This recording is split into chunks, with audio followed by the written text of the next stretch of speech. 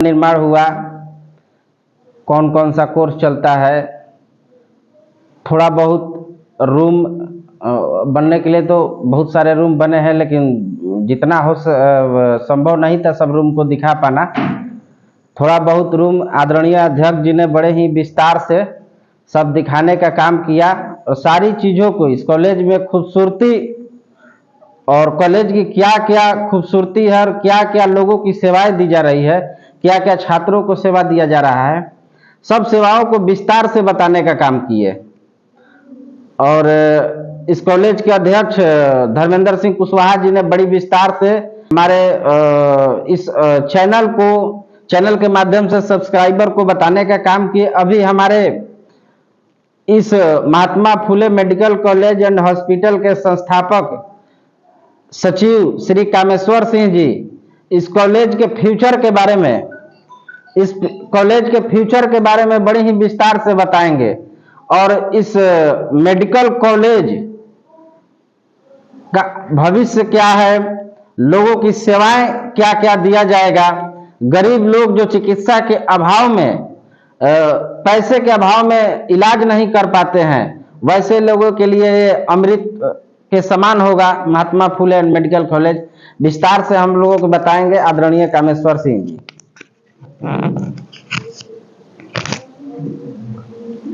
Mahatma Phule medical college hospital जगरूपन नगर मुरादाबाद उचितपुर सासाराम जिला रोहतास में अवस्थित है। इस महाविद्यालय की स्थापना 24 मई 2008 को भारत सरकार के सामाजिक एवं न्याय मंत्री श्रीमती मीरा कुमार के करकल द्वारा उद्घाटन किया गया।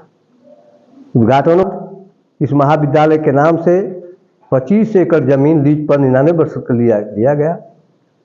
भारत सरकार MCI के मानक के अनुरूप इसको 20 एकड़ जमीन होना चाहिए, लेकिन जब जमीन की उपलब्धि होगी तो हम लोग 25 एकड़ जमीन लिखा दिए। जमीन लिखाने के बाद भवन निर्माण का काम शुरू किया गया।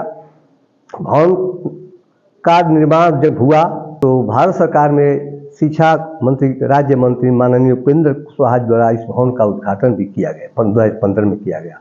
इसके बाद हमारे संस्था के कोषाध्यक्ष माननीय राजेश्वर सिंह वरिष्ठ सदस्य भी हैं।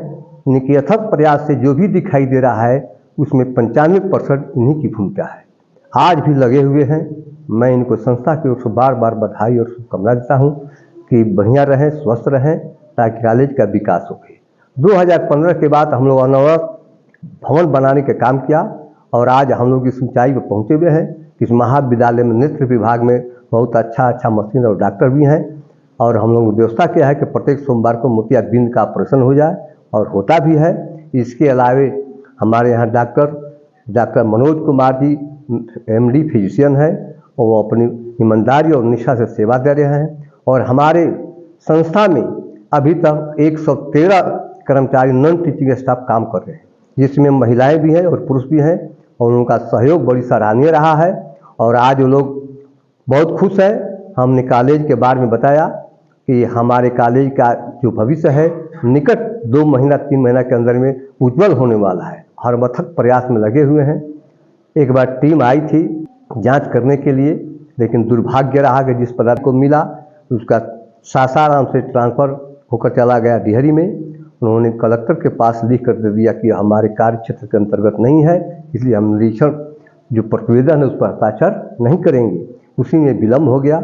माननीय जिला पदाधिकारी के आदेश के अनुसार जिला लोक शिकायत निवारण पदाधिकारी माननीय संजय कुमार सिन्हा को जांच करने के मिला और हम और इस संस्था के प्रबंध निदेशक जो माननीय श्री राम अवतार शाह जी हैं, हम लोग के अथक प्रयास से 1 महीना लगातार 1 जून से लेकर के 23 जून तक अनवरत हम लोग दौड़ते रहे। पता नहीं चला उस धूप की गर्मी में कब हम लोग कलेक्ट्रेट में जा रहे हैं और कौन मेडिकल कॉलेज में आ रहे हैं। पानी का ठिकाना और खाना का ठिकाना। उस प्रयास में 23 जून को उन्होंने रिपोर्ट किया और हम लोग 24 तारीख को कलेक्टर कहाँ दे दिए। कलेक्टर के पास 1 हफ्ता के बाद मिला और हम लोग ले आकर के मगध मेडिकल कॉलेज के प्रिंसिपल जो है उस कार्यालय में हम लोग जमा कर दिए। और विगत 10 जुलाई को हम लोग गए, आवेदन हम लोग को मिला। कल हम सचिवालय में गए थे, हम लोग का सुरक्षित फाइल सचिवालय में जमा हो गया और बड़ी आशा और उम्मीद है कि 2-2.5 महीना या 3 महीना के अंदर में पारा मेडिकल का मान्यता मिल जाएगी, जिसमें 6 ब्रांच चलेगा।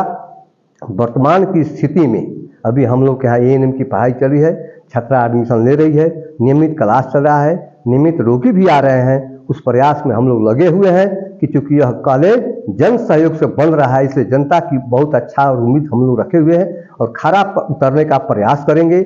और खासकर मेरा अथक प्रयास यह है कि हमने जिस भविष्य सोचा है, क्योंकि हम BHU के छात्र रहे हैं, तो मदन मोहन मालवीय ने अपने जीवन में लिखा है कि मुझे न तो राज्य की कामना है, न स्वर्ग की, न पुनर्जन्म से मुक्ति चाहता हूँ। मैं सिर्फ चाहता हूँ तो दुख से पीड़ित प्राणियों के कष्ट दूर करने में सहायक हो सकूँ। यही मेरी जिंदगी की अंतिम इच्छा है।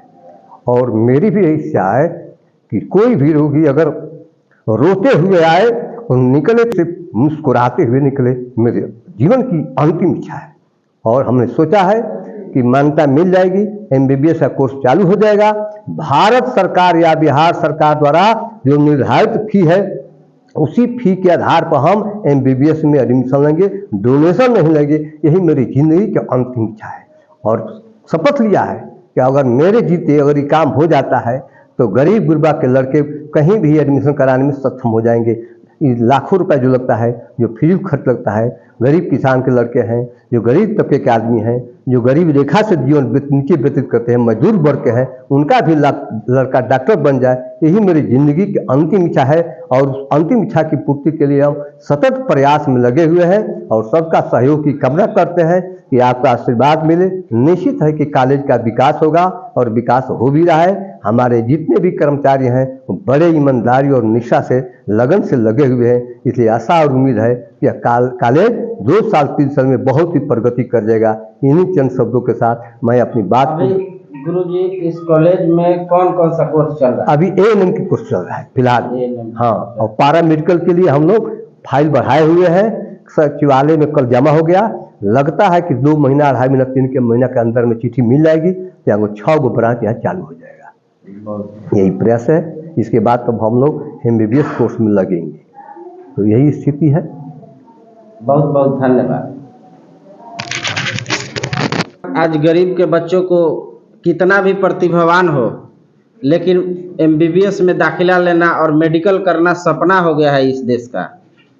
उस समय में गुरुजी कह रहे हैं कि जो शिक्षा मानक होगा, जो बिहार सरकार फी यहाँ पर फी रखेगी, उस फी को हम लेंगे।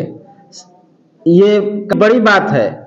अभी साधारण मैं आपको बता दूं, B.Ed का जो फी होता है लगभग 2000, लेकिन प्राइवेट कॉलेज में 1.5 से 2 लाख रुपया लेता है सब। बिहार सरकार के द्वारा 2000 केवल लगता है।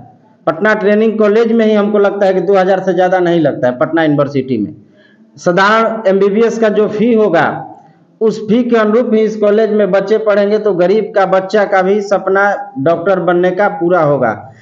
गुरु जी को, आदरणीय कामेश्वर बाबू को, इसके लिए हम अपने रोहतास जिला के तरफ से और अपने मौर्य शक्ति ऑफिशियल YouTube चैनल के माध्यम से इस पुनीत कार्य के लिए आभार व्यक्त करते हैं। और साथ ही हम लोगों से जितना बन पड़ेगा सहयोग भी करने का आश्वासन देते हैं कि हम लोगों से जितना संभव हो सकेगा इस कॉलेज के निर्माण में सहयोग भी हम लोग करेंगे। धन्यवाद।